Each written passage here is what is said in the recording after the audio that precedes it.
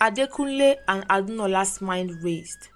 They turned and looked at each other, but the look in Ade's eyes signifies he does not know the answer to the riddle. Her father had told her riddles like this when she was a child. She closed her eyes, blocking out the raw. Figs without eating, drinks without thirst, grows but never born. Her eyes flew open. The river, she blotted out. The Ajija's form shivered, as if considering. If the river is your answer, it said, then claim the staff. The whirlpool split, revealing a sleek, narrow path of stones leading to the glowing staff.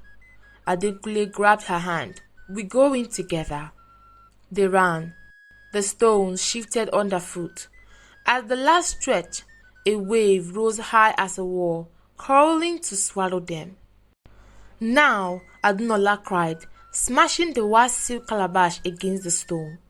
Adekunle leapt forward, seizing the staff. The moment shattered, the wave crashed down, but instead of sweeping them away, the water swirled gently around their ankles. The Ajija's voice softened. You have taken the river's answer into your hands. But remember, the river's gift is never free, and you must promise to use it for a good cause. And with that, the wind faded, leaving them standing alone, the staff glowing in Adekunle's grasp. They retraced their steps through the forest, the staff wrapped in cloth to hide its glow. But no matter how carefully they moved, Adunola could not shake the feeling that the forest itself was listening. Adekunle kept glancing over his shoulders and muttered, we are being followed. Adunola wanted to deny it until she saw it too. A flicker between the trees, never fully in view, sometimes tall, always at the edge of sight. They pressed on, hearts pounding. By midday, the sun was pale above thick clouds. They stopped at a narrow stream to drink. But the moment Adunola knelt to feel her God, she saw a reflection in the water that did not belong to either of them. A woman's face, dark eyes, a scar across her cheek, and a smile too sharp to be kind. Adunola gasped and looked up, but the trees were empty. They moved faster now, the forest blurring around them. By the time they reached the outskirts of Aaronola's village, their clothes were damp with sweat. The old woman was waiting, as if she'd known they would arrive, but her eyes went straight to the tree line behind them. You brought the staff, she said, her tone unreadable, but you also brought her. Adekunle stiffened. Who? Iya Arinola gaze darkened. The one who waits at the river's edge. She has been hunting for the staff for years, and now she knows where to find it.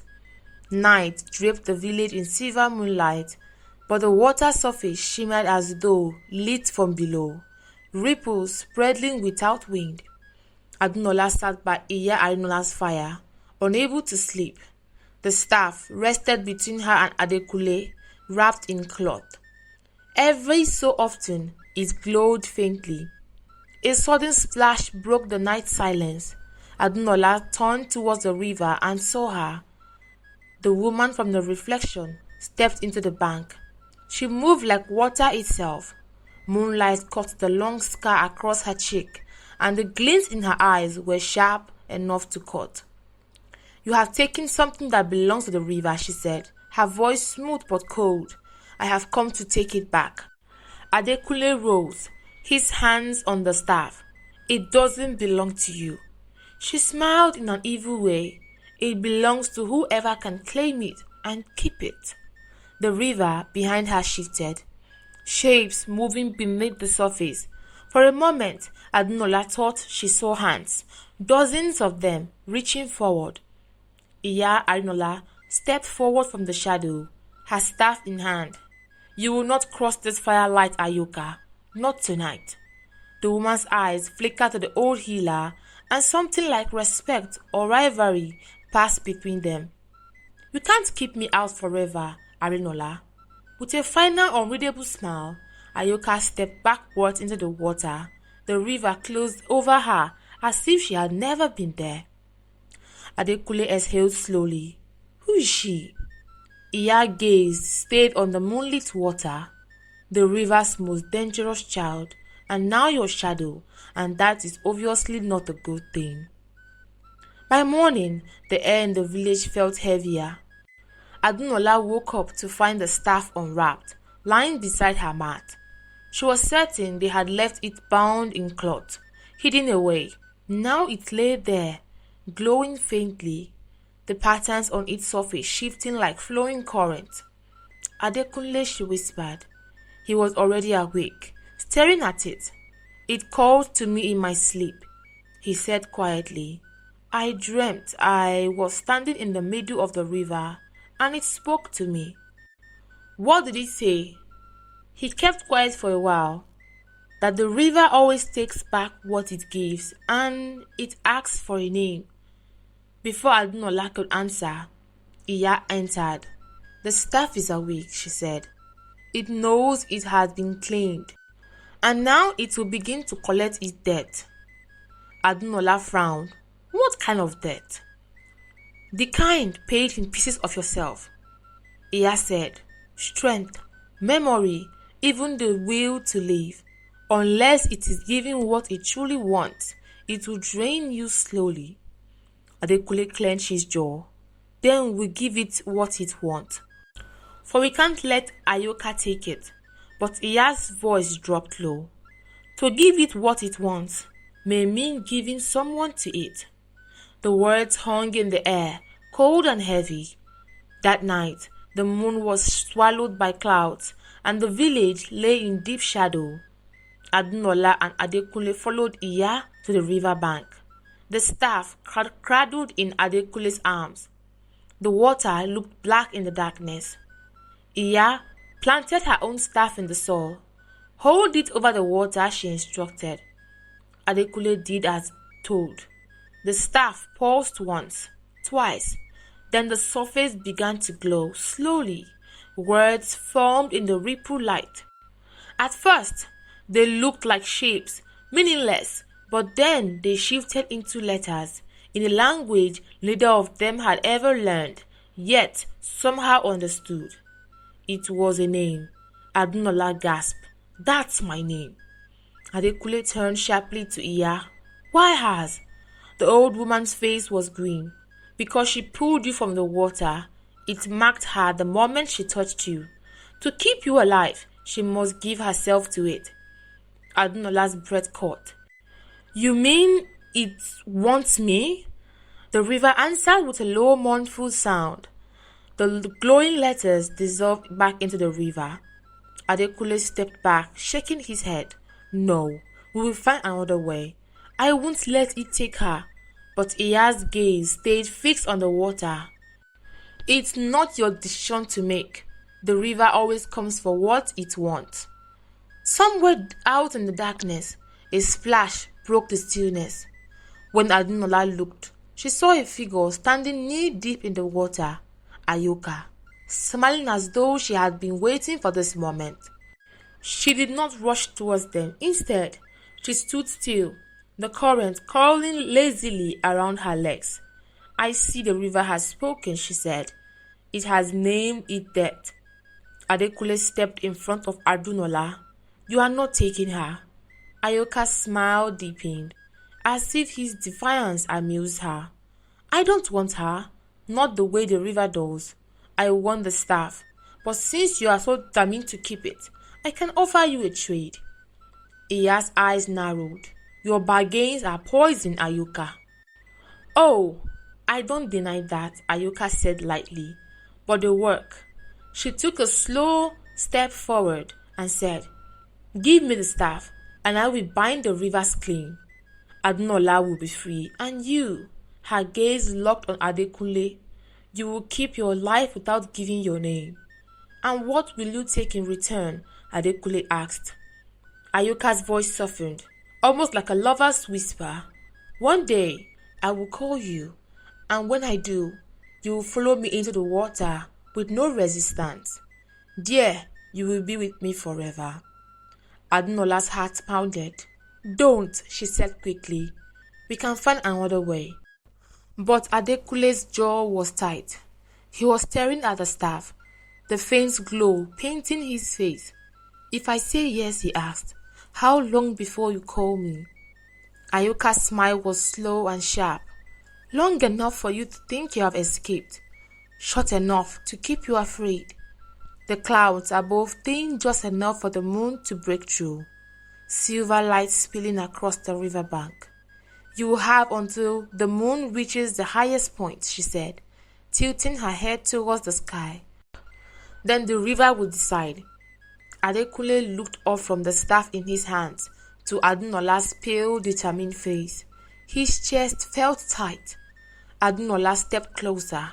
"Adekule, don't do this. If you give her your future, you will never be free. We will fight the river together. But if we fail, you die," he said. "We will find another way." Before she could finish, the water behind Aayoka surged upwards without warning, twisting into shapes of massive hands. It reached towards the bank, its gripping fingers spreading wide. Iya Adunola struck the ground with her staff, sending a wave of dry earth forward to hold the water back. But her voice was strained. "It's waking fully now. The river doesn't care for bargains when it grows impatient." Aayoka glanced at the water hands and smiled faintly. "Your time is almost gone." Adekule's thoughts raced. If he refused, Adunola might be taken before their eyes. If he agreed, he would live under Aayoka's shadow until the day she comes for him. The moon climbed higher, the silver light sharpening. The staff paused once more in his hands, as if impatient for his choice. He closed his eyes for a moment, hearing nothing but the rush of water and Adunola's breathing beside him. And then he opened them and said, "Together." The moment Adekule said "together," the river reacted. A shock ran through the water as if startled by his defiance. The staff glowed brighter, a steady pulse matching the rhythm of their hearts. Aayoka's eyes widened. What? What did you just do?" The river's voice echoed through the night, calm but undeniable. "The debt can be shared. The bond can be mutual. Those who chose together may walk unbroken." Water rose to envelope Adekule and Adunola, but instead of drowning them, it lifted them slightly, cradling them like a hand. Aayoka took a step back, the river resisting her approach. Iya's voice was firm. "You have chosen the oath in a new way. The river honors unity over sacrifice." Adekule held Adunola's hand. "We will face it together." The river pulse slowed, and the water reflected the moonlight calm and clear once more. Aayoka's face was unreadable, but she nodded slowly. "The river has spoken for now, but remember this night." The debt had not vanished, but it has changed. No longer a demand of one, but a shared responsibility. Adekule and Adunola stepped back into the river bank, the staff between them, hearts still pounding. Together, they had survived the river's trial, and the path forward, though uncertain, belonged to them both. They returned back to the village with a deep thought in their mind. The past few weeks had been filled with unexpected turns, and a part of Adunola questioned herself. If I hadn't helped him that morning, what are the chances that I would be here with him? Although he had been full of kindness and even stood for her in the river, other people would not think twice about sacrificing her for their own benefit, but Adekule was different. After dinner, they stayed up to watch the moonlight together as they shared stories about their individual lives, and soon after, they went to sleep. Adunola had just drifted to sleep when she felt strange as though she was drowning, but she couldn't open her eyes, and when she finally did, she saw herself in the water. She fought, but the river was stronger. She could feel herself sink like a stone thrown into the river. She tried to scream, but it was making matters worse. Only bubbles came from her mouth. "The river has tricked me." It has tricked us, was all she could think until she fainted. The first light of dawn touched the village. The river rippled for a moment. The sunlight revealed faint figures beneath the water. Ancestors, previous holders of the amulet, watching silently. The staff paused once more, and Adekule felt the weight of every generation resting in his arms. He turned to find Adunola's spot empty. He waited for her, but she didn't come, and he became alarmed. He walked around the hut, but she wasn't there. Iya approached, her face calm but serious. Do not panic. The river has its plan. The river recognizes courage and unity over fear. It will grant you passage through the trials ahead. But mark this, respect the river, honor the oath, and remember those who came before you. I know all this, but I need to find Adunola. I need her beside me, he said with a worried face. Iya touched Adekule's arm. Trust the river. He nodded, but his eyes stayed on the river, hoping it would be merciful. Adunola woke up inside the cave. As her eyes adjusted, she froze. Her father stood before her. Her heart leaped as she ran into his arms. Am I dead? She whispered. How can I see you after all these years? You never came back. Her father's embrace was warm, steady. No, my daughter, you are not dead. I and my men drowned at sea. We were struck by a storm, unnatural, as if it was sent against us. We fought to survive, but the waves swallowed us whole. That's why our souls remain trapped in the river. His voice softened. The river called you here because I wished to see you one last time. But I will not keep you. Many before me became selfish, holding on to their loved ones forever. I want you to live your life, Adunola. He placed a necklace made of white seashell around her neck, then gave her a leaf. Eat this, and the river will return you to where you belong. Adunola hugged him tightly, then obeyed.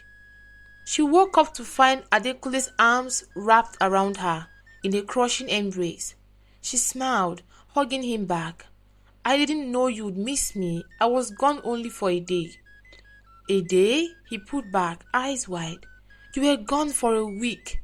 I thought you would never return. Her jaw dropped. A week? It felt nothing like that. She paused, then asked, So what did I miss? Nothing much. The land had been unusually calm, but he hesitated. I have been speaking with the staff, or maybe it speaks with me. I hear voices, and it listens back. Forcing a smile, I'm glad you are living your destiny. She turned her face away. What's wrong? He asked, searching her eyes. Nothing, she bit her lip. I know there's something, he said gently. If you don't want to tell me, fine, but remember I'll always be here to listen. It's not that I don't want to talk about it. It just feels stupid. Anything from you could never be stupid, he teased. Say it before I change my mind. She sighed. I'm happy for you, Adekule, but it hurts that I don't have a destiny of my own. All my life, I have wanted to feel joy in fulfilling a purpose, but it hasn't happened for me. He squeezed her hands. That's not stupid.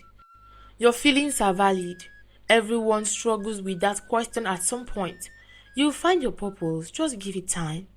His words settled in her heart like light. She smiled, walking beside him as they left the hut together. That night as they rested, Adekule lay awake. The staff beside him glowed faintly. A sudden chill swept through the trees, and then a shadow tore through the village. Aayoka, her eyes burned red. Her form, cloaked in power, far beyond what they remembered. Did you think I would give up just like that? Her voice hissed like 1,000 snakes. The ground cracked as she raised her hand, and a storm of dark energy rushed towards them. Adekule and Adunola stood on their feet. Run! Adekule shouted, clutching the staff. Branches whipped at their faces as they fled through the forest, but Aayoka was merciless. Her laughter echoed. Her power, crashing through the trees, followed by her army. Just as they thought they would escape, the pounding hooves shook the earth. Out of the mist, the horsemen appeared, armored riders with hollow eyes, their spears glinting under the moonlight. "Give us the boy," one thundered. Aayoka snarled. "He's mine." The forest exploded in chaos. Aayoka hurled bolts of energy. The horsemen charged, and Adekule and Adunola were caught between death on all sides. Adunola gripped Adekule's arm. "We can't fight this." Before she could finish, the staff began to pulse. At first, in a low hum, then brighter, stronger, until the light burst forth, blinding like a second sun. The power roared out in waves, shattering trees, tearing through the horsemen. Some were thrown from their mounts, their bodies dissolving into dust. Others barely escaped, fleeing into the night. The beings Aayoka had brought collapsed instantly, their forms crumbling under the staff's brilliance. Aayoka staggered back, shielding her eyes. Her voice trembled, not in rage but in fear. "This power, it is far beyond me." With one final glare, she turned and vanished into the darkness, leaving only silence behind. The staff dinged slowly as it returned to Adekule's grip, humming like a heart at rest. Breathing hard, Ola whispered, "That was not ordinary power." And deep down, Adekule knew this was only the beginning. The sun rose slowly over the river, painting the water in gold. Adunola and Adekule stood side by side on the river bank, the staff between them, now quiet and warm in their hand. The forest around them was alive, with morning sounds, bird song, rustling leaves and gentle laps of water against the shore. Adunola looked at Adekule, a soft smile breaking across her face. "We did it together." He nodded, still gripping the staff, feeling the weight of responsibility and pride of having faced the river's will together. The village behind them stirred. Iya Adunola watched from her doorway, her eyes reflecting both relief and pride. She had guided them, but they had made their own path. As they stepped forward, leaving the river behind, the staff paused gently one last time, then became still. The water whispered softly, a lullaby of the past and the promise of tomorrow. Adunola and Adekule walked on, side by side, ready for whatever new stories awaited them, carrying not only the staff, but the knowledge that true strength comes from standing together. They walked together towards Ayetoro as Adekule escorted her back to her village. It was a bittersweet feeling. She wanted to go with him, but he hadn't said the words she longed to hear. She had come to like him so much, but she would not be the first to blot out her feelings. He bid her farewell, turned his back and walked away, taking her heart with him. She ran into her hut and cried. She felt broken, but she understood. She too needed to find her purpose. But how? She asked herself. Life went on as usual, but something had changed.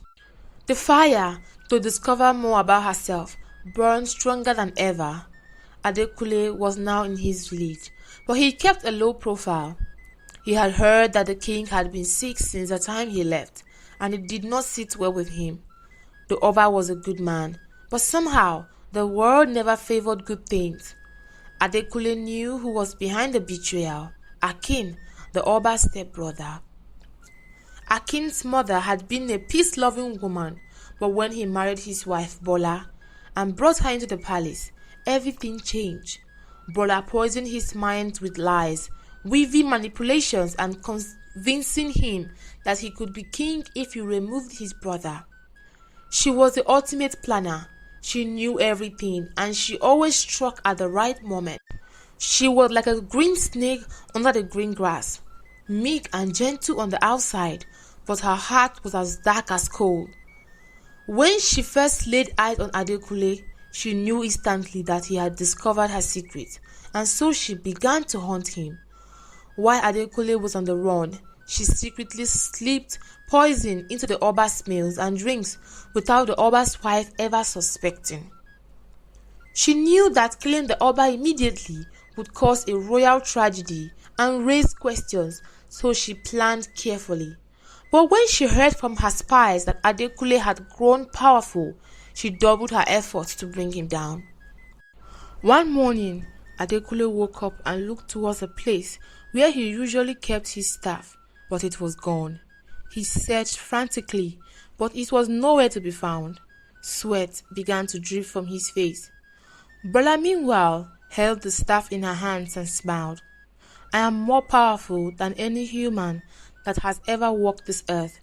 I will conquer however I see fit, she said to the staff as it glowed, making her smile even brighter. She believed that now that Adekule's staff was gone, she could defeat him without trouble. She even instructed her men not to attack him when retrieving the staff, to avoid awakening its true power. Adekule was somewhat relieved to see that he still had the amulet, but its power was nothing compared to the staff.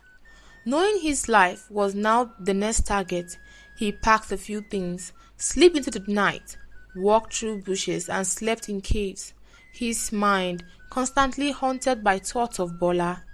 She would stop at nothing to destroy him. He was her second target after the Oba. 2 days later, Adekule arrived at Ayetoro and went straight to Adunola's hut. She was surprised and overjoyed to see him. She gave him food, and as he ate, he told her everything that had happened in the past few weeks. She listened in silence, her heart heavy. Why would a human thirst for power so much that they become this evil? She wondered aloud. We will visit the river for answers, she told him, but for now, eat and rest. That night, neither of them spoke. The next morning, before the cock crowed, they went to the river. They called and called, but he did not answer. They returned the next day, and the day after that, yet still no response. Frustration overwhelmed them. Adekule grew silent. His face hardened like a warlord preparing for battle. He trained himself daily, punching trees, sharpening his strength. If the staff would not defend me, then I would defend myself, he muttered. Adunola watched him from her hut, her heart breaking for him. Not knowing what else to do, she took a walk along the village path. After some distance, she felt her necklace vibrate. She held it and it stilled, only for golden trails of light to appear on the ground, leading towards the forest. She looked around, saw no one, and without hesitation, followed the trail. It cleared behind her as she walked.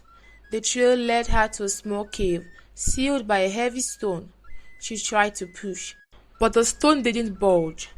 After countless attempts, she returned home. While Adekule trained, she returned to the cave every afternoon, making sure everyone was in their farms so she wouldn't be followed. She tried for days, but it remained sealed. One night, her father came in her dream. Pay attention to details, was all he said. She woke up puzzled, then drifted back into slumber. She and Adekule barely spoke anymore. The fear of an uncertain future had driven them apart. She returned to the cave the next day, remembering her father's words. She looked carefully and saw a small hollow in the side of the rock. She tasted it with her fingers, then sticks. Looking closer, she realized it was carved like a seashell, just like the one her father had gifted her. Immediately, she took it off and pressed it against the hollow. The stone rolled away with a deep rumble. Overjoyed, she stepped inside. The cave was filled with old statues. Along the walls, a small drum sat in the corner. And ahead, her eyes fell on the staff, strikingly similar to Adekule's. She walked to it and gripped it. A surge of power shot through her veins. Her eyes glowed silver as purples filled her entire being. She picked up the drum and sticks. But before she left, one of the statues spoke. Daughter of the river and seer of all realms, this is your destiny. We, the keepers of this staff, will be with you always. She bowed and stepped out. When Adekule saw her, he was awestruck. "What have you become?" he asked, his voice trembling. "My destiny found me," she said, with a radiant smile. "Come, we must go now, before it's too late." Adekule followed without hesitation. They walked the path towards his village. He couldn't help but feel afraid. Adunola, sensing his fear, stopped and turned. "You are scared," she said gently, "but don't be. She will fall into the very pit she dug." Adenkule was exhausted, but Adunola walked tirelessly, as though possessed by a higher power. At sunrise, they reached the village and approached the palace. Adunola handed him the drum. "Beat it," she said. He obeyed, and the thunderous sound drew out the servants and royal household. Her eyes gleamed as she declared, "You must surrender, or you will fall into the darkness." She looked like a warrior queen. Adekule stared at her, unable to resist her radiance. He wanted to propose right there, but he knew the time wasn't right. Bola's husband was trembling. "I think it is time to give up this quest, Bola. I am no longer interested." Bola glared at him with fury. "Such a weak man. I planned to kill you once I become queen anyway. Now I won't feel guilty about killing you all. I will be the first queen this land has ever known." She struck him with a staff, but nothing happened. She tried again and again before throwing it away in disgust. This worthless stick. In one instant, she transformed into a giant snake, her body a gleaming brown coal. Everyone screamed and ran for cover. Adunola smirked. "Wow, a talking snake. That's impressive." "Shut up and fight me," Bola hissed. "I don't fight," Adunola replied calmly. "I'm too strong for that." Bola roared. "Defend yourself or I will end you." "Ade, beat the drum," Adunola commanded. Adekule struck it, and spirits materialized. They circled the serpent and unleashed their powers. Bola fought fiercely, her strength terrifying, but Adunola only sighed. "So boring," she said, which triggered Bola's rage even more. "Together," Adunola said, and she and Adekule struck her with their staff. The snake burst into flames, burning into a crisp.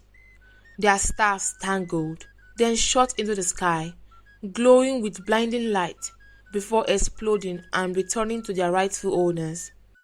Not long after, the Oba walked out on his own, to the amazement of all. Celebration erupted in the palace with feasting and music. As for our king, he was cast out of the palace, allowed to visit only when necessary. A few months had passed. Adunola and Adekule's bond was so undeniable, and so they stood hand in hand at the river bank, the same spot where their journey had begun. Villagers gathered, singing softly, carrying flowers and woven decorations. Even Iya Adunola was there, smiling proudly. "Today, the river witnesses not a trial, but a bond," she proclaimed. Adunola's heart fluttered as Adekule lifted her hand, sliding a simple carved ring into her finger, a circle made from the wood gifted by the river itself. "I promise we would face everything together," he said softly. The river whispered in approval, ripples catching the sunlight like scattered gems. Thank you for watching, and I really hope you enjoyed the story. Please don't forget to like, comment, and share. See you in our next one. Bye.